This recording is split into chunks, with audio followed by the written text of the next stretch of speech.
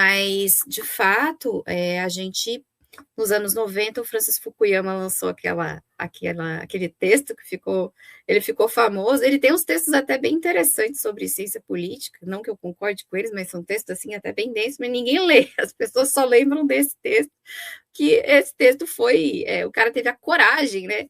Uma coragem, assim, você falando muito ironicamente, de decretar a nova ordem mundial, né? E envelheceu muito rápido, e esse é o risco da gente se meter a fazer previsões, né? Ele disse que o fim da história tinha chegado, né? Os Estados Unidos tinham vencido a União Soviética, vencido o comunismo, né?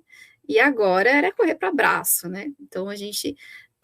E aí, os anos 90 é a avalanche neoliberal, né? O neoliberalismo que já vinha, né, se estabelecendo. A gente teve um belo laboratório ali com a Margaret Thatcher na Inglaterra, o Chile, né, como laboratório latino-americano do neoliberalismo. O neoliberalismo vem botando para quebrar na América Latina, em vários lugares, inclusive na Europa, né, que os direitos sociais europeus foram encolhendo muito. E ao mesmo tempo, foi se gestando uma crise, né, uma crise sistêmica, uma crise econômica muito profunda. A gente teve primeiro aquela crise dos tigres asiáticos, depois a gente teve aquela bolha do ano de 2008, que foi um Deus nos acuda, né, e que foi resultado desse aprofundamento neoliberal, né, e dessa hegemonia das políticas econômicas impostas pelo Fundo Monetário Internacional, pelo Banco Mundial. E é num momento em que a economia chinesa vinha, né, já se fortalecendo, muito a partir das reformas ali do Deng Xiaoping e em diante, a sua entrada na Organização Mundial do Comércio, né, e em 2008, essa crise, quem sobrevive a ela são justamente as nações. Sobrevive, sim, todo mundo sobreviveu, mas quem sai melhor dela, né, ou consegue não ter tantas perdas, são justamente aqueles países que não entraram, ou pelo menos não entraram tão profundamente na onda neoliberal.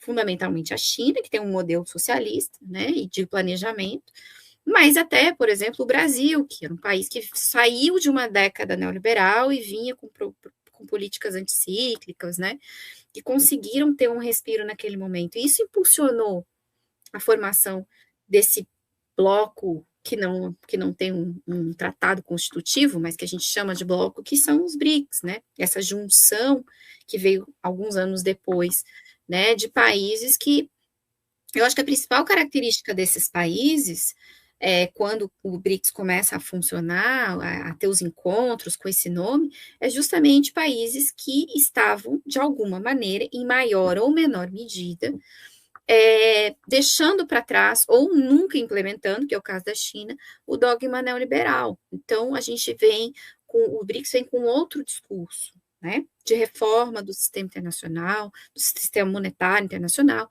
Não logrou essa reforma, né, o sistema monetário, ela aconteceu de uma maneira muito tímida, mas aconteceu alguma reforma, teve um pouco de reforma no FMI, teve um pouco de reforma no Banco Mundial, e aí a gente tem, acho que as últimas 2 décadas do nascimento e do alvorecer aí desses novos bancos de desenvolvimento, especialmente chineses, né? Mas a gente tem também o Banco BRICS, que é um pouquinho mais tímido, mas está ainda no começo, né?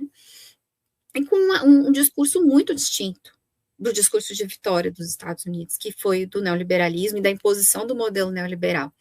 Então, eu acredito que, apesar de que, como a Tainá fala, o BRICS tem muita coisa que precisa acontecer, muitas dificuldades desde o seu nascimento. A Índia é um parceiro complexo, né? A Índia tem divergências históricas com a China, já tiveram uma guerra, tem aquela posição em relação ali ao Paquistão, que é aliado da China, inimigo da Índia, tem conflito de fronteira, tem uma série de questões, e a Índia tem uma tradição autonomista, né, na sua política externa, muito forte. A Índia pende, às vezes, para o lado dos Estados Unidos, pende, às vezes, para longe dos Estados Unidos, conforme os seus interesses.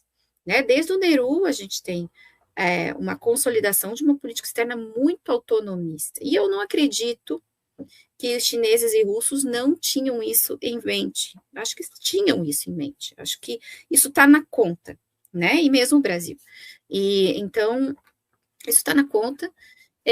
E o BRICS, ele, ao mesmo tempo que muita gente critica porque ele não tem uma institucionalidade, mas essa institucionalidade ela pode ser de fato uma fraqueza em algumas coisas, por exemplo, como a Tainá pontuou, a gente não conseguiu nem ter uma declaração contra a guerra no Irã, né? É, mas ao mesmo tempo ela ela é uma força do BRICS. Por quê? Porque na medida em que os países se encontram e cooperam naquilo que é possível, naquilo que lhes interessa e que pode dar certo, não há razão para o bloco se quebrar ou deixar de existir, porque em outros temas não há unidade.